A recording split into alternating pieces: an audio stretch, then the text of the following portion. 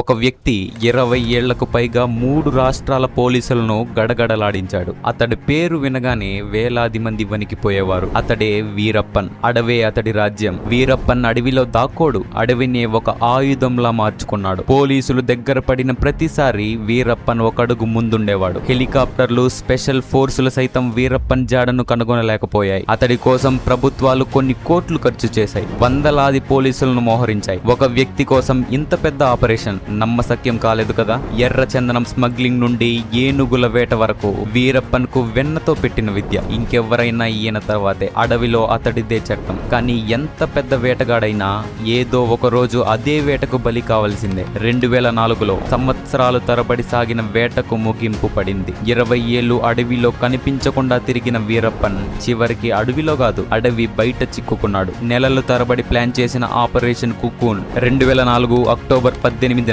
India's biggest manhunt కు end card పడింది. వీరప్పన్ దశాబ్దాల పాటు అధికారులను మోసం చేశాడు. అడవిని సైతం తనకు అనుకూలంగా మలుచుకున్నాడు. కానీ చివరికి అతడి జీవితం మొత్తం పరారీలోనే ముగిసిపోయింది. అతడు ఎంతకాలం తప్పించుకున్నాడన్నది కథలో ఒక భాగమైతే అతడు ఎలా మరణించాడు అన్నది కథ సారాంశం. వీరప్పన్ గురించి మీరేమంటారో కామెంట్ చేయండి.